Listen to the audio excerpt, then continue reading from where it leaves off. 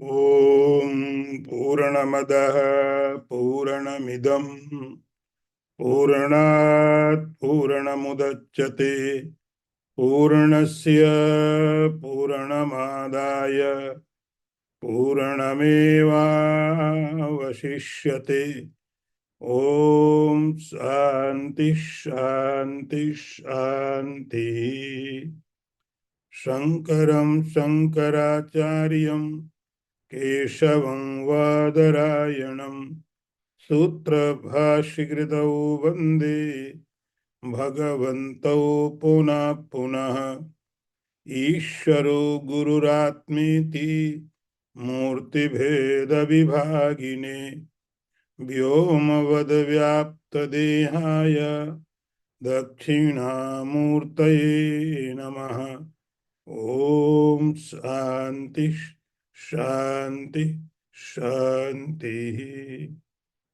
नारायणं नमस्कृत्य नरं चैव नरोत्तमं देवीं सरस्वतीं व्यासं ततो जयमुदीरयेत। ओम शांति शांति शांति।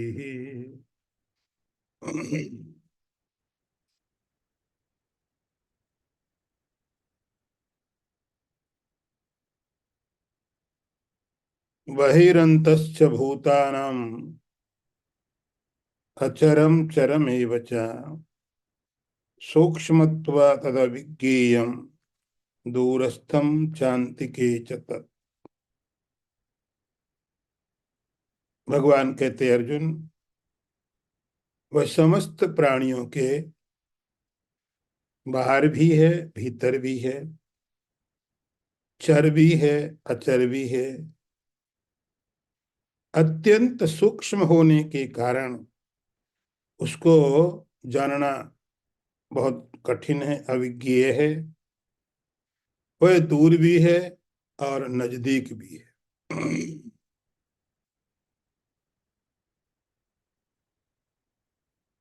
पीछे टॉक में हम लोग पढ़ रहे थे, भगवान ने अर्जुन को बोला, गेयम यत्तत् प्रवक्ष्यामि। अब मैं तुम्हें गेय के बारे में बता रहा हूं,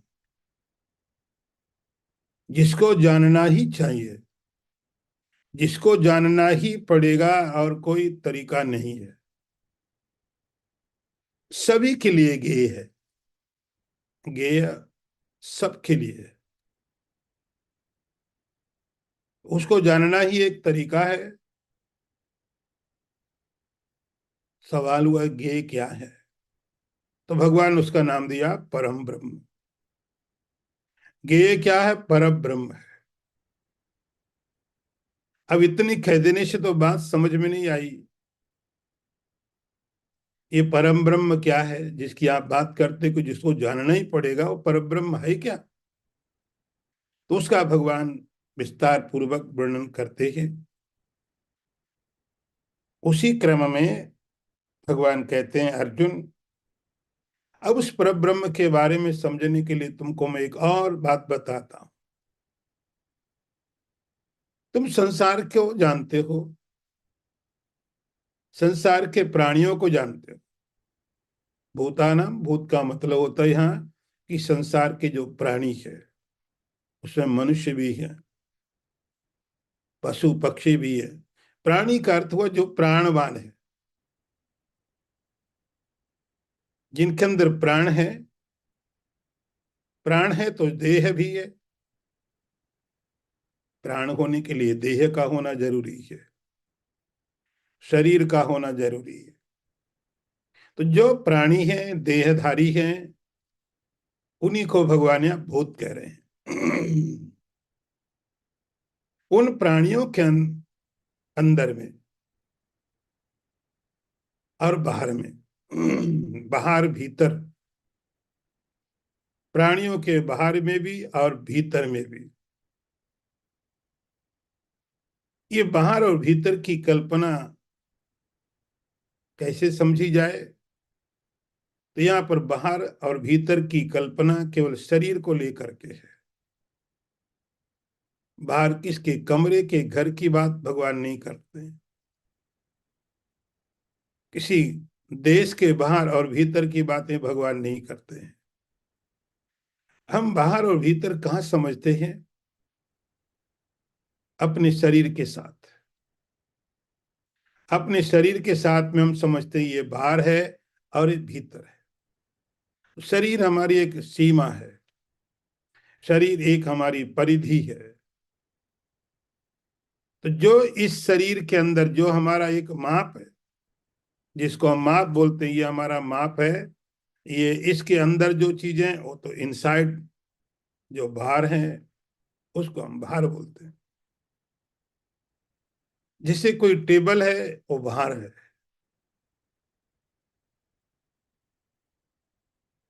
लेकिन शरीर के अंदर जो ऑर्गन है, किडनी है, लीवर है, ब्लड है, वो कहाँ है? बाहर है। जो चीजें बाहर हैं वो भीतर नहीं है, जो भीतर हैं वो बाहर नहीं है। शरीर एक बीच में दीवार है, एक बाउंड्री है, जिसके पास हम, जिसके साथ हमारा तादात्म्य है। तो भूत का अर्थ है ऐसा, ऐसी ऐसी ऐसी एक इंटिटी, ऐसा एक अस्तित्व, ऐसी एक सत्ता जिसने इस ब्रह्मांड में अपनी एक लिमिट बना के रखी हुई है, जिसने ब्रह्मांड में इस अपने को सेपरेट करके रखा हुआ है। ये मैं हूं, ये मेरी लिमिट है। तो कुछ चीजें उस लिमिट के अंदर हैं और कुछ चीजें लिमिट के बाहर हैं। जो बाहर हैं वो भी सीमित है, जो अंदर है वो भी सीमित। शरीर एक सीमा है, शरीर एक बाउंड्री है। भगवान कहते हैं मैं तुम्हें ऐसे की बात बता रहा हूं जिसके लिए बाउंड्री कोई मायने नहीं रखती है। शरीर की अवधारणा, शरीर का कॉन्सेप्ट, जिसके लिए कोई अर्थ नहीं रखता है। पर ब्रह्म की बात करता हूं। बैरन तस्य भूतानाम, भगवान कहते हैं जो भूत हैं, जो प्राणी है, उनके ये बाहर भी है और भीतर भी है। इसका मतलब हुआ कि कुछ विलक्षण है। दूसरा ऐसा कोई पदार्थ नहीं है जो बाहर भी है भीतर भी है। शरीर ने चीजों को लिमिटेड कर दिया, या तो बाहर है या भीतर है। लेकिन ये परब्रह्म, जिसकी बात भगवान कहता है, भगवान ये नहीं कहते क्या है। आप देखो, हम तो थोड़े सूत्र दे देंगे। भगवान ब्रह्म ज्ञान नहीं दे रहे, ब्रह्म ज्ञान दिया नहीं जा सकता। आपको थोड़े सूत्र मिल जाएंगे, थोड़ी परिभाषाएं दे दी जाएंगी, डिस्क्रिप्शन दे दिए जाएंगे, फिर आप अपने आप देखो। अक्षरम चरम एवचा, आगे भगवान कहते हैं एक और डेफिनेशन देता हूं पर ब्रह्म को पहचानने के लिए। एक और सीमा है जिसको हम समझते हैं कि या तो कोई पदार्थ चर है या अचर है, या तो जड़ है या चेतन। हम दो ही चीज रखते हैं, जड़ और चेतन। इस सारा का सारा संसार जड़ चेतन, या तो कोई जड़ है या कि कोई चेतन, जिसको हम कहते हैं कॉन्शियस। ऐसा लगता है कि कोई चीज मूव कर रही है, कोई पदार्थ चल रहा है, कोई सत्ता एक जगह से दूसरी जगह जा रही है।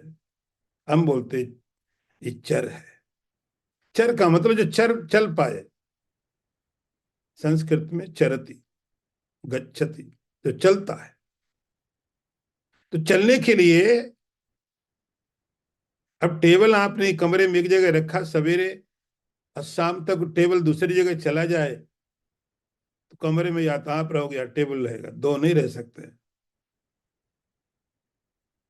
या आपने टेबल यहाँ रखा और मूव करके नीचे उतर जाए। नहीं, आपको मालूम है ये केवल अचल है। यह मैंने रखा था, यही होना चाहिए इसको, ये यही होना चाहिए। यदि वहां नहीं है तो किसी और ने इसको हटाया है, आपको पक्का मालूम है। मैंने जहां पर अपना टेबल रखा था वो टेबल वहां नहीं है, इसका मतलब है टेबल अपने आप तो नहीं गया, किसी और ने उठाया है, किसी और ने चलाया है, जो चल सकता है। कोई लॉजिक दे, चलो एक टेबल ने दूसरे टेबल ने उठा के उस टेबल को वहां रख दिया होगा, किसी बड़े टेबल ने उठा के छोटे टेबल को रख दिया होगा, बच्चा संभाल दिया। नहीं, ये चल नहीं सकता है। तो इस संसार में डिवीजन है, बहुत सारी सत्ताएं हैं, अस्तित्व हैं, एग्जिस्टेंस हैं, जो हैं लेकिन जो मूव नहीं करते हैं। बहुत से हैं जो चलते हैं। ये परब्रह्म किसी किसी पार्टी में नहीं है, ये किसी डिवीजन में नहीं है, ये न चर में है न अचर में है। ये परब्रह्म न चर है अचर, और मजेदार बात दोनों में है। चरम, चर भी है और अचर भी है। जो चल रहा है, ऐसा कौन सा पदार्थ है, आप ढूंढो, ये रेडीमेड नहीं है। चरम, तो वो चर में चर भी है और अचर भी है, फिर दिखाई क्यों नहीं पड़ता है? चर में भी हमने तो देखा, हमको तो वहां भी दिखाई नहीं पड़ा, अचर में देखा वहां भी नहीं दिख रहा है। पदार्थ दिख रहे हैं, शरीर दिख रहे हैं, लेकिन वह परम तत्व जिसकी बात आप कह रहे हो दिखता नहीं। भगवान ने वहां पर एक कारण लिखा, क्यों नहीं दिखता? सूक्ष्मत्वात् तद अविज्ञेयम, सूक्ष्म है। एक ही कारण भगवान देते हैं, ऐसा हमको नहीं दिख रहा इसका अर्थ ऐसा नहीं है नहीं, इसका अर्थ ऐसा है, हमारे पास जो ज्ञान के साधन है, जिनके द्वारा हम जाना करते हैं, वो ज्ञान के जो साधन है वो इतने कैपेबल नहीं है उस ब्रह्म को जान ले। सूक्ष्म इसलिए, सूक्ष्म को आप ऐसे मत मापना कि और ज्यादा जो दिखाई नहीं पड़ता है, कि कोरोना वायरस दिखाई नहीं पड़ता, इतना सूक्ष्म है। आपके ब्लड में इतने सारे सेल्स हैं जो दिखाई नहीं पड़ते, क्योंकि बहुत सूक्ष्म छोटे हैं। तो ब्रह्म इस तरह से छोटा नहीं है, इस तरह से सूक्ष्म नहीं है। सूक्ष्म इसलिए है, हमारे जो सेंस ऑर्गन्स हैं, हमारे पास जो साधन है जानने के लिए, वो उस साधन के द्वारा जाना नहीं जा सकता है। जैसे आपकी आंखों में कितनी भी ताकत हो, कितनी अच्छी आंखें हो, आप आंखों से सुन नहीं सकते हैं।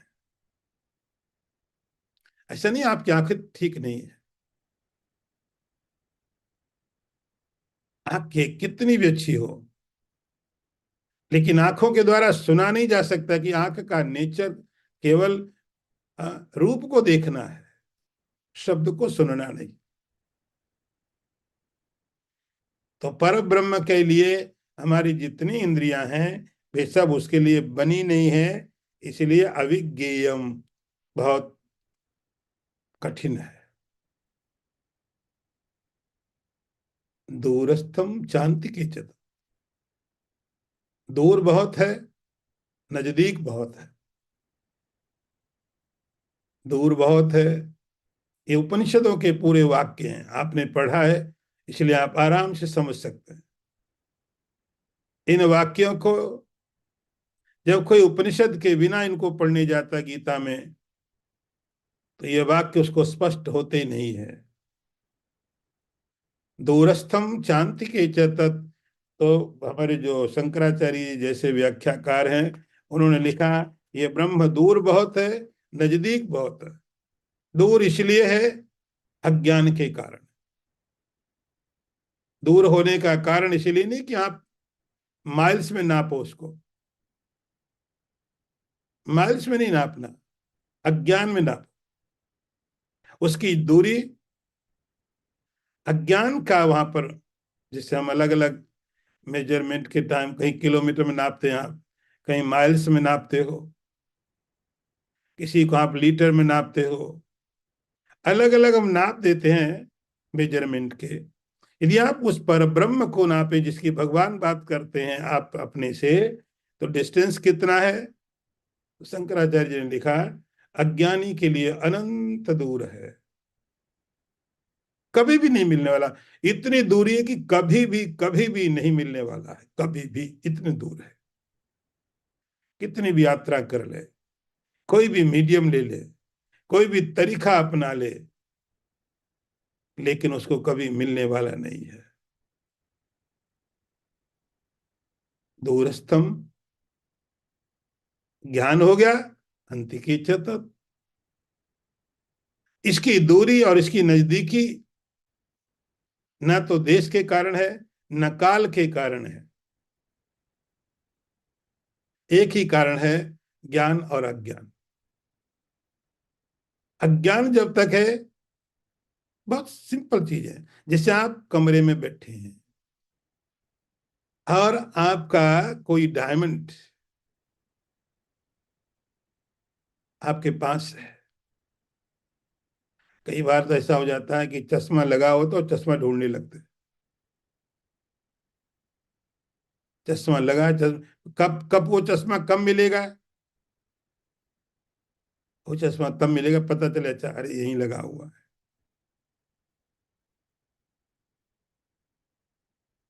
दूर इतना है कि कभी कोई अज्ञानी वहां पहुंच नहीं सकता है, और नजदीक ज्ञानी के लिए सबसे ज्यादा वही है। ये भगवान उसकी डेफिनेशन दे रहे हैं, दूरस्थम चांति के चतत। आगे मंत्र देखिए। अविभक्तम च भूतेषु विभक्तमिव च स्थितम भूत भर्तृ च तद्गेयम गृषिष्णु प्रभ विष्णु च। भगवान कहते हैं अर्जुन, और थोड़ा क्लियर करता हूं मैं तुमको उसके बारे में, गेय के बारे में, परब्रह्म के बारे में। ये भगवान परब्रह्म की जो गेय है उसकी बात कर रहे हैं, जिसको सब किसी को जानना चाहिए, जानना ही पड़ेगा और कोई तरीका नहीं है। नान्या पंथा विद्यते अनाय, और कोई तरीका नहीं। आज जानो कभी भी जानो। भगवान उसका और डिस्क्रिप्शन कर रहे हैं।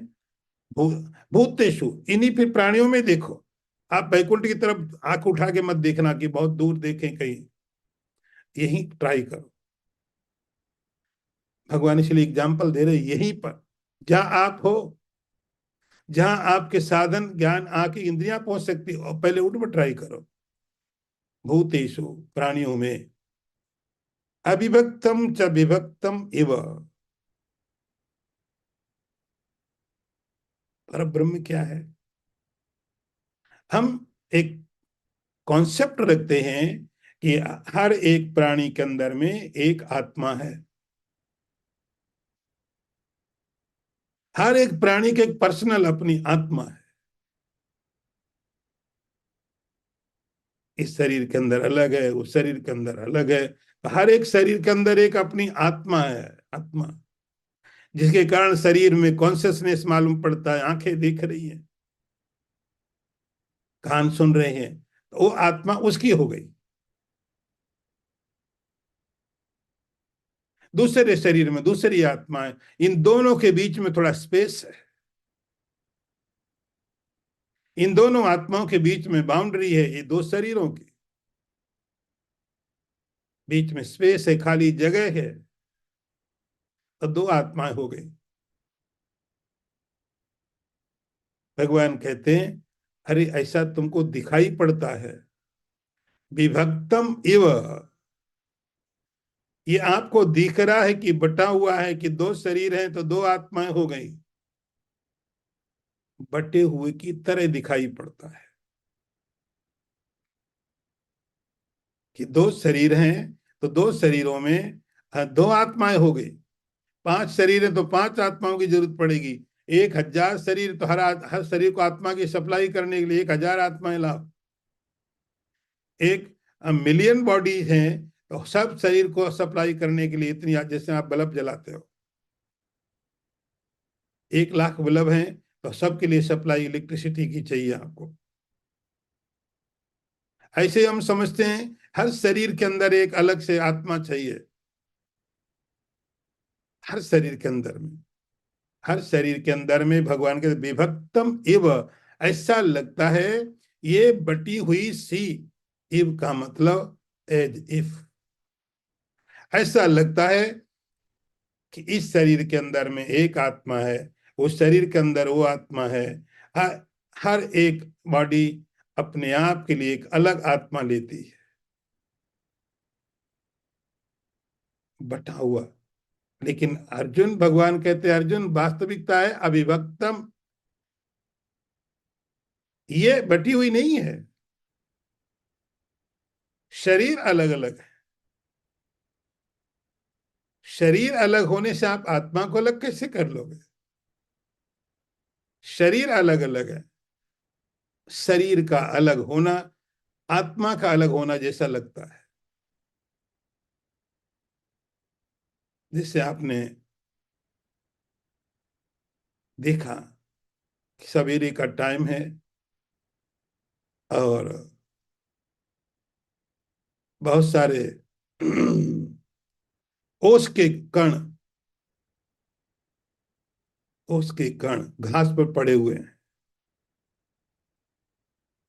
और उसके ऊपर में सूरज निकला, सूरज रिफ्लेक्ट हुआ,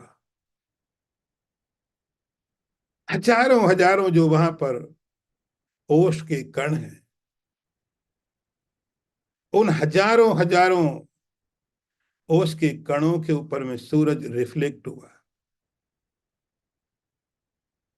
उनके अंदर सूरज दिखा आपको। हर एक ओस के बूंद में अलग सूरज दिखाई पड़ता है। एक बूंद यहाँ पर है, दूसरी दूसरी जगह है, दोनों के अंदर में सूरज रिफ्लेक्ट हो रहा है, सूरज दिख रहा है। ये सूरज बटा हुआ सा दिखता है। भगवान कहते हैं अविभक्तम विभक्तमिव, ये बटे हुए की तरह दिखाई पड़ता है अर्जुन, बटा हुआ नहीं है। बटा हुआ दिखाई पड़ता, ये बहुत असाधारण बात नहीं है। बटा हुआ दिखना एक साधारण बात है, थोड़ी भी समझदारी है तो हमको पता चलता है इस शरीर के अंदर आत्मा है, इस शरीर के अंदर आत्मा है, हर एक शरीर के अंदर आत्मा है। ये समझना कोई बहुत कठिन बात नहीं है। आत्मा नाम दे दो, कॉन्शियसनेस दे दो, चैतन्य दे दो, पर ब्रह्म दे दो, कुछ भी नाम दे सकते हो, इट मेक्स नो डिफरेंस। फर्क ये पड़ता है इतना समझने के बाद भगवान कहते आपने आधा सत्य जाना, आधा सत्य। पूरा सत्य भगवान कहते क्या है? अविभक्तम, शरीर बटे हुए हैं, आत्मा नहीं। हमने शरीर के चक्कर में आत्मा को ही बांट दिया। नहीं, हर एक शरीर को अपनी एक प्राइवेट आत्मा चाहिए, हर शरीर को अपनी प्राइवेट आत्मा चाहिए, प्राइवेट मन चाहिए, इंटेलेक्ट चाहिए, आपको सेंस ऑर्गन्स चाहिए, आपके बॉडी ठीक है।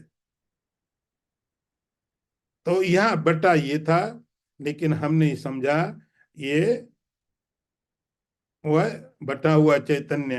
भगवान कहते हैं अविभक्तम, नहीं अर्जुन बटा हुआ नहीं, ये समझने की कोशिश करो, ये जानने की कोशिश करोगे बटा हुआ नहीं है, बटा हुआ दिख रहा है तुमको, तब तुम परब्रह्म को समझ पाओगे।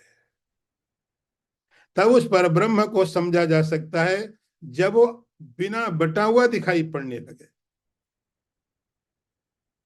भूत भर्तरी च तद्गेयम। हे अर्जुन, उस समस्त संसार का सहारा है, सपोर्ट है, सारे संसार का। भर्तरी, भर्तरी का अर्थ होता है भरण पोषण करने वाला, जीवन देने वाला,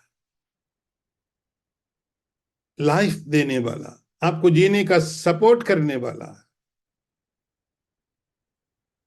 भर्तरी, भरण पोषण करने वाला। भोजन की जरूरत पड़ी तो पिता लाके बेटे को भोजन दे देता है, पति पत्नी को दे देता है, पत्नी पति को दे दे।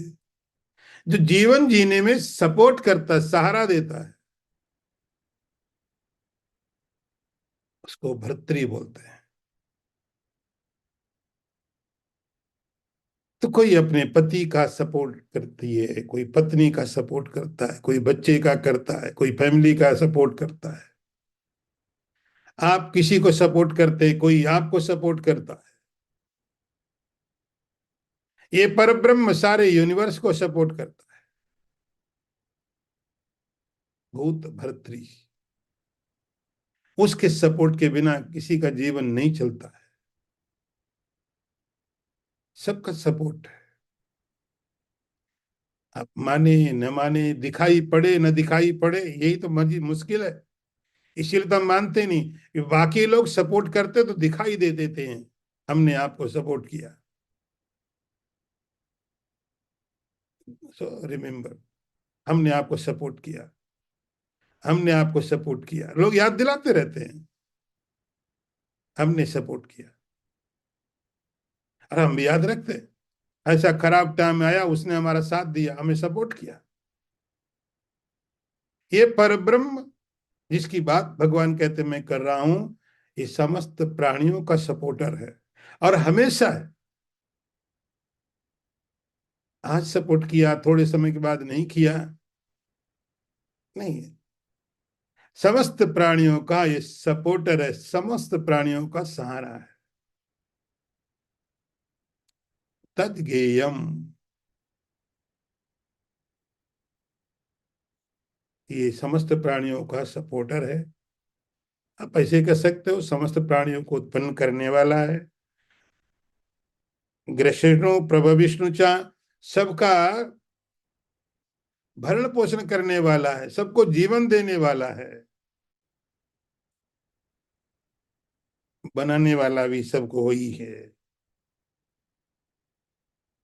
हर मैनेज करने के लिए, जिसको आप कॉन्सेप्ट बोलते हैं ना, भगवान बनाने वाला है, सृष्टि का कर्ता भी है, सृष्टि को चलाने वाला भी है।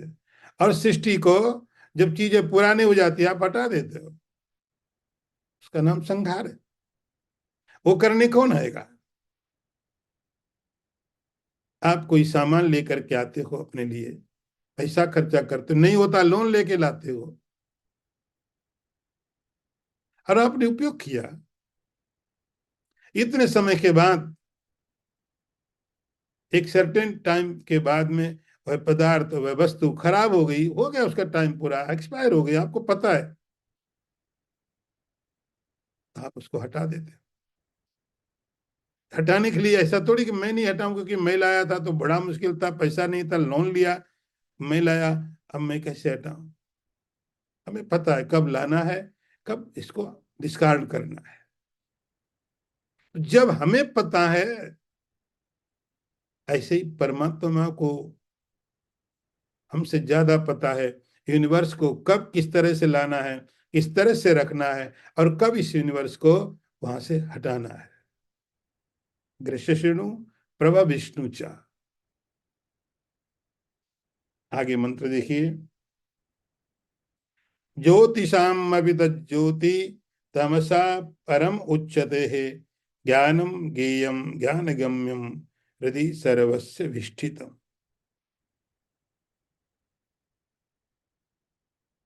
भगवान कहते अर्जुन, ज्योतिषामपि तज्ज्योति, वह ज्योतियों का ज्योति है, अज्ञान से परे है, तमसा परम, बियॉन्ड ऑफ द इग्नोरेंस, तमसा अंधकार, वह ज्ञान है, वह ज्ञेय है, ज्ञान का साधन है और सबके हृदय में बैठा हुआ है।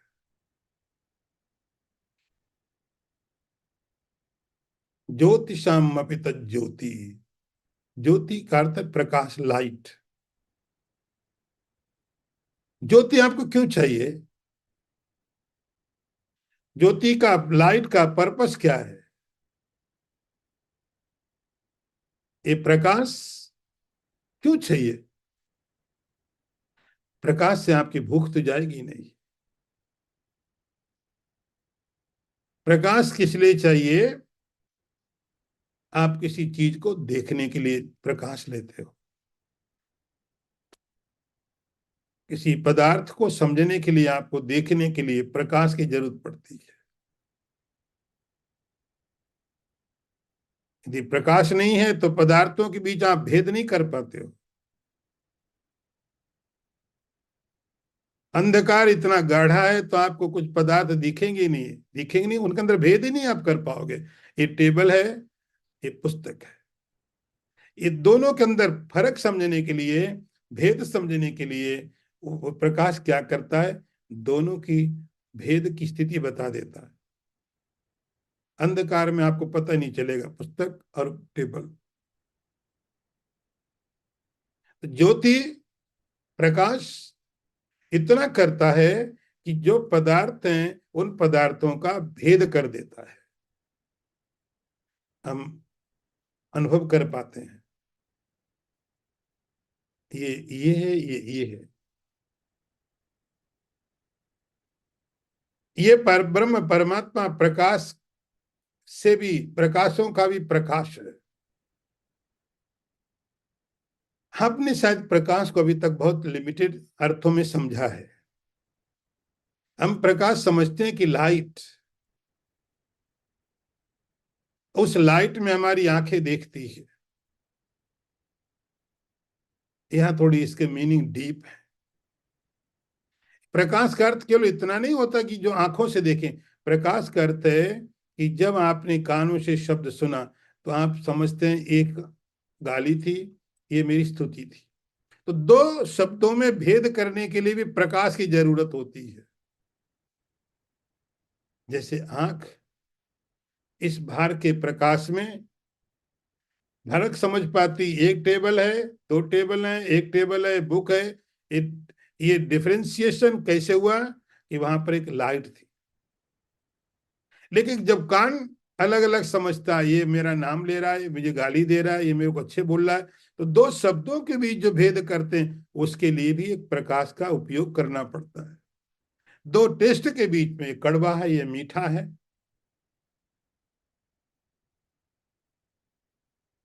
तो जहां पर केवल आंखों के लिए प्रकाश नहीं चाहिए होता है, जहां जहां आप भेद कर पाते हैं, ये ठंडा, ये गर्म है, कैसे पता चला आपको? तो हर एक इंद्रिय के लिए प्रकाश की जरूरत पड़ती है, तो इंद्रिय अपना काम कर पाती है। ये ठंडा है, ये गर्म है, दो चीजों के बीच भेद कैसे किया आपने?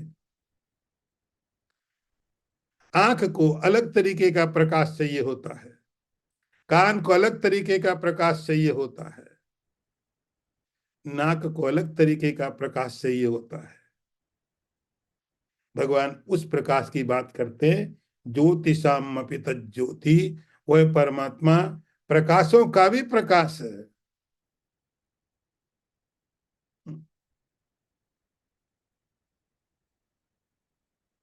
उसका भी प्रकाश है।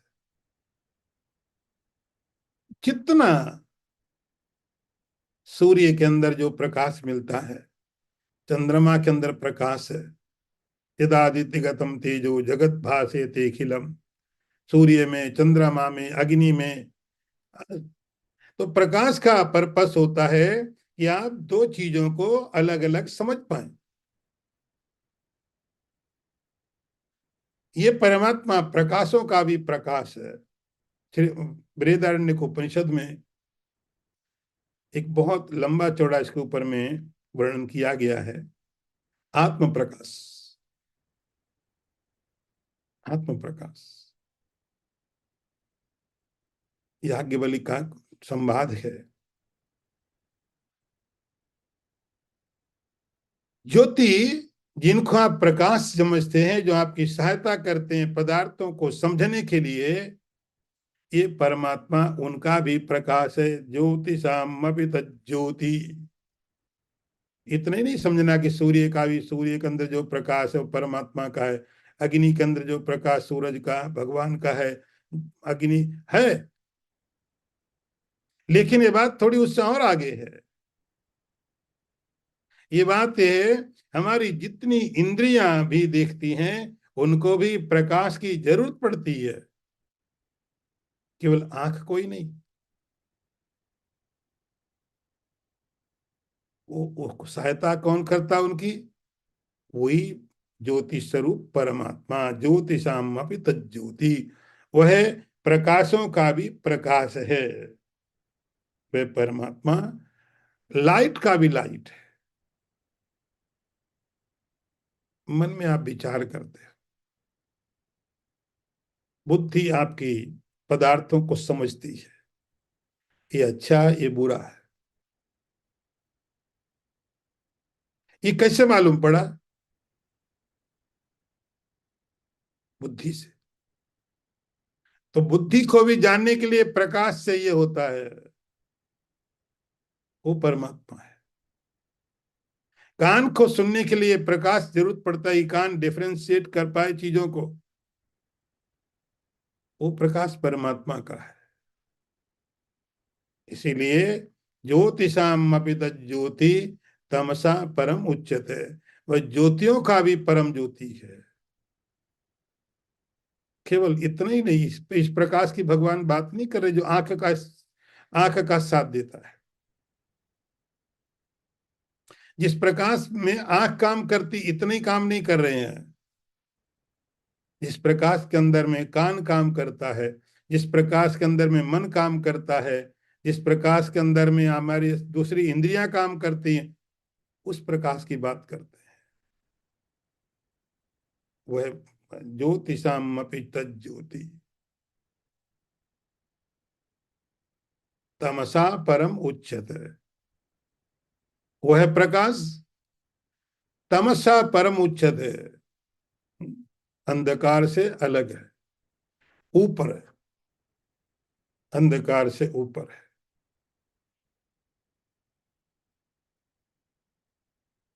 तमस अज्ञान, या तमस का अर्थ हुआ, आप दोनों तरह से समझ सकते हो कि आप जानते हैं जहां पर, जहां पर प्रकाश है वहां अंधेरा नहीं, जहां अंधेरा है वहां प्रकाश नहीं। लेकिन यहाँ तमस का अर्थ होता है अज्ञान। जहां अज्ञान खत्म होता है वहां प्रकाश मालूम पड़ने लगता है। तमसा परम उच्चते, परम बियॉन्ड। बियॉन्ड का मतलब ऐसा नहीं एक लेवल है अंधकार का। इसका अर्थ हुआ कि अंधकार जो दिखाई पड़ रहा है, जिसको हम जानते हैं, बस उससे थोड़ा ऊपर उठे, जैसे ही अज्ञान खत्म हो गया, आगे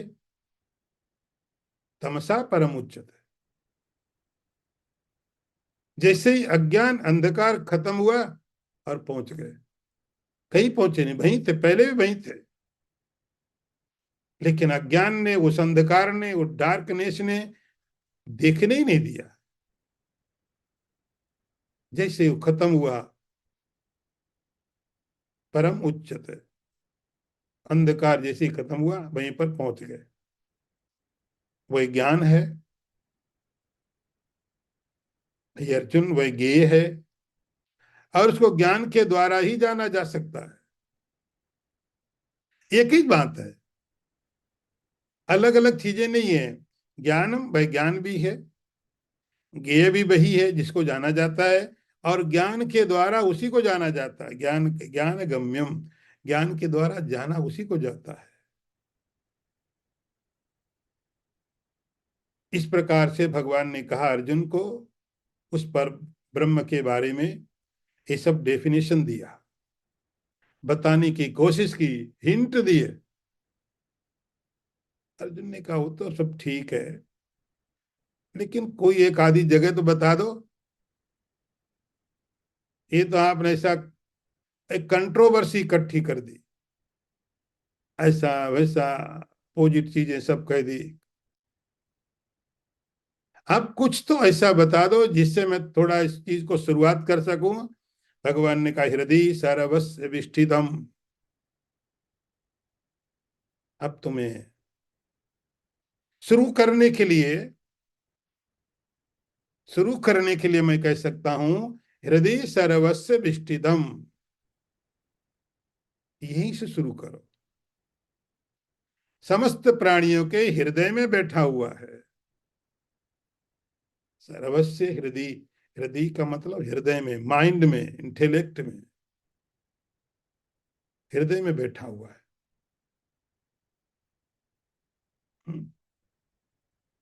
सबके हृदय में, यहां ढूंढो। जब आपको बॉडी के अंदर जब आप देखना शुरू करो कि आखिर में कॉन्शियसनेस, चैतन्य है कहाँ। पूरा हाथ देख लिया, हाथ में नहीं मिला। पूरा ब्लड देख लिया, ब्लड में नहीं मिला कहीं पर, मांस में नहीं है, बॉडी के किसी पार्ट में नहीं। होता तो बहुत इजी हो जाता। ऐसी मशीनें तो डेवलप कर ही लेते, जब MRI कर लिया, CT स्कैन कर लिया, तो किसी मशीन में तो देख लेते इसका आत्मा इतना अच्छा, इतना आत्मा खराब है। बॉडी के ये सेल कम हो रहे, ज्यादा बढ़ गए, इसको ऐसे मेंटेन करो, उसको ये खाओ, वो दवाई ले लो। ये भी मालूम पड़ जाता है इसका आत्मा कहाँ है, कितना बड़ा है, कैसा है।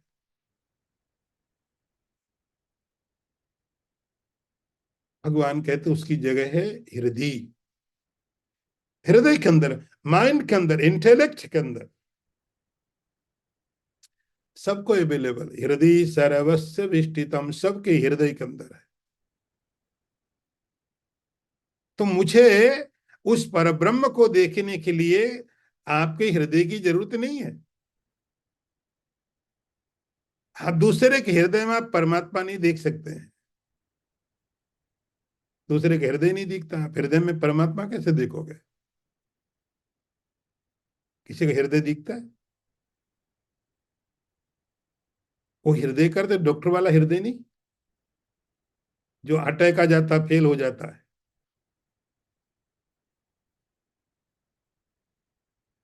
वो किसी का हृदय नहीं दिखता, हम किसी की बॉडी को देखते हैं, फिर हम एक अनुमान लगाते हैं ये मरा हुआ या जिंदा है। हम सिम्टम देखते बॉडी में, तब पता चलता है ये आदमी जिंदा है या ये मर गया। हम देखते क्या है, बॉडी को।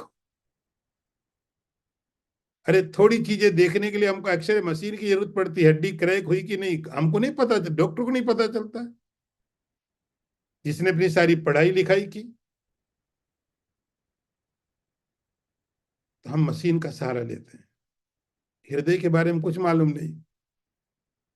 हृदय के अंदर परमात्मा कैसे मल मिलेगा, तो इसलिए भगवान ने कहा हर किसी के पास में एक हृदय दिया हुआ है। आप अपने हृदय में परमात्मा को देखो, वहां से शुरुआत करो, मिल जाएगा। आगे मंत्र देखिए। इति क्षेत्रम तथा ज्ञानम ज्ञेयम चोक्तम समासता, मद्भक्त एतद विज्ञाय मद्भावायुपपद्यते। अब भगवान कहने लगे हम आपको, अर्जुन यहां तक, इति इस प्रकार से मैंने आपको क्षेत्र, ज्ञान और ज्ञेय, इसके बारे में समासता, संक्षेप में बताया। यहाँ तक मैंने आपको समासता माने ब्रीफली मैंने आपको संक्षेप में बताया कि क्षेत्र क्या होता है, मैंने बताया ज्ञान क्या होता है, और मैंने बताया ज्ञेय क्या होता है। ये चीजों का मैंने वर्णन किया। तो भगवान अभी यहाँ तक क्लियर करते, स्पष्ट करते हैं कि क्या क्या मैंने तुम्हें बता दिया। अर्जुन का पहले प्रश्न आपको याद होगा, 6 चीजें अर्जुन ने पूछी थी। उन 6 चीजों को भगवान अर्जुन को तरीके से बताते हुए कहते हैं, अभी तक इस प्रकार से क्षेत्र मैंने तुम्हें बताया, इदम शरीरम कौन्तेय क्षेत्रम मिथ्यभिधीयते, मैंने तुम्हें ज्ञान बताया, फिर मैंने तुम्हें ज्ञेय बताया। यदि आपको याद होगा तो ज्ञान को अभी मैं रिपीट क्यों करूं, कि ज्ञान का मतलब यहाँ पर क्या है। मैंने तुम्हें ज्ञेय बताया, और ये भी जान लो अर्जुन, मत भक्ता ये तद विज्ञाय, इसको जानने का मतलब क्या, फल क्या है। जो आपने बताया इतना लंबा चौड़ा, इसको यदि मैं जान लूंगा, इसका फल क्या, परिणाम क्या है। भगवान कहते वो जानने वाला जो मेरा भक्त है, जानने वाला मेरा भक्त है, और इसका कोई उपयोग नहीं है। एतद विज्ञाय, इसको जानने के बाद जो मेरा भक्त है, मद भावाय उपपद्यते, मेरे भाव को प्राप्त होता है, मेरे भाव को, मेरे भाव को मतलब मुझे जैसा मैं हूं, भाव मतलब सत्ता मुझ में मिल जाता है। यदि आप अलग अलग भाषाओं में समझने की कोशिश करें, अलग अलग तरह से समझने की कोशिश करें, तो कोई बोलेगा ऐसा होगा उसकी आत्मा जाके भगवान में मिल जाती है, उसकी आत्मा जाके भगवान में मिल गई, ऐसे भी समझ सकते हो। भाव का अर्थ होता होना, मेरा होना। उपपद्यते, मुझे ही प्राप्त होता, मुझ में जाके विलीन हो जाता है, ये क्वालिटी है, ये कंडीशन है कि मुझे प्राप्त करने के लिए, मुझे जानने के लिए, इनको जानना, मुझे इसको जाना, मुझ में मिल गए। ये कौन सी बात है। इस बात को आप वेदांत पढ़ते इसलिए, ब्रह्मविद ब्रह्मैव भवति, यहाँ भगवान कहते हैं, गीता आप ठीक से पढ़े तो मालूम पड़ता है कि वेदांत को किस तरह से भगवान ने यहाँ पर रखा है। नहीं समझ में नहीं आएगा। मत भक्ता ये तद विज्ञाय, मेरा भक्त, सीकर आप नाम दे सकते हो, एतद विज्ञाय, इस चीज को जानने के बाद मिलता क्या उसको है। ऐसा नहीं भगवान कह रहे वैकुंठ जाएगा, स्वर्ग में जाएगा, ये प्राप्त होगा, वो प्राप्त होगा, जहाँ इसका परिणाम क्या होगा, मत भावाय उपपद्यते, मेरे भाव को, मेरी स्थिति को प्राप्त करता है। यही तो उपनिषद कहता है, यही तो वेदांत की बात है, यही तो ब्रह्मविद ब्रह्मैव भवति। आगे का मंत्र भी देख लीजिए, प्रकृतिम पुरुषम चैव विध्यनादि उभावपि विकारांस्य गुणांश्चैव विद्धि प्रकृति संभवान। अब जो नेक्स्ट टॉपिक भगवान ले रहे हैं, सवाल था प्रकृति क्या है, पुरुष क्या है। तो भगवान कहने लगे अर्जुन देखो, प्रकृति और पुरुष दोनों को अनादि समझो। प्रकृतिम पुरुषम चैव उभावपि अनादि विद्धि, दोनों को तुम अनादि समझो। उनके विकार, उनके गुण प्रकृति से संभव हैं, ऐसा तुम जानो। अगला जो टॉपिक था, प्रकृतिम पुरुषम चैव, अर्जुन का जो एक मंत्र हमने पढ़ा था, जो सब एडिशन में नहीं है, कहीं कहीं मिलता है, 6 प्रश्न थे। उसमें प्रश्न ये भी था, प्रकृति क्या है, पुरुष क्या है। प्रकृति क्या है, पुरुष क्या है। आपने वेदांत को पढ़ा है तो आपको इन शब्दों को सुनने को थोड़ा कम मिला, क्योंकि सांख्य फिलॉसफी के हिसाब से होता है प्रकृति और पुरुष। यदि मैं आपको आपकी भाषा में समझाने की कोशिश करूं तो ऐसा कह सकता हूं, प्रकृति का अर्थ हो गया माया और पुरुष का अर्थ हो गया आत्मा। प्रकृति, कृति बोलते हैं, क्रिएशन। कृति मीन्स क्रिएशन, जो आप बनाते हो कृति होता है। और जो सब है ये उसको बोलते हैं प्रकृति। आप एक किताब लिखोगे, आप एक बिल्डिंग बनाओगे, आपकी कृति है। ये सारा का सारा जितना दिख रहा है ये क्या, ये प्रकृति है, प्रकृति। तो यदि मैं इस तरह से समझूं इसको, माया, लेकिन आप प्रकृति करके समझिए पहले, जो कि जैसा यहाँ का प्रकरण है। पुरुषम, पुरुष जो इसके अंदर में रहता है। तो भगवान उनको पहले बता रहे हैं, एक संक्षेप में पहले बताएंगे फिर विस्तार करेंगे। भगवान कहते पहली बात, दोनों में एक कॉमन चीज है, दोनों अनादि है, बिगिनिंगलेस, विधि अनादि। इन दोनों में एक फर्क कुछ भी नहीं है, दोनों एक जैसे हैं। फिर जो विकार हैं और जो गुण हैं, ये सब प्रकृति से संभव होते हैं। विकार और गुण ये सब प्रकृति से उत्पन्न होते हैं। इसके आगे का विचार हम लोग कल करेंगे अगले सेशन में।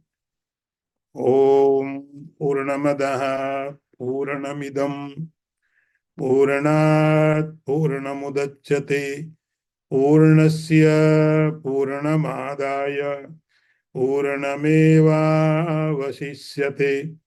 ओम शांति शांति शांति।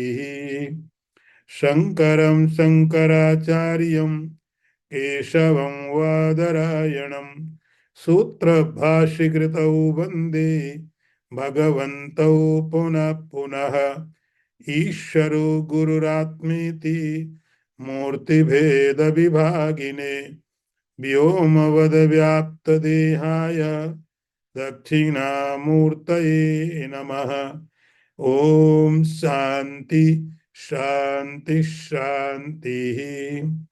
नारायणं नमस्कृत्य नरं चैव नरोत्तमं देवीं सरस्वतीं व्यासं ततो जयमुदीरयेत।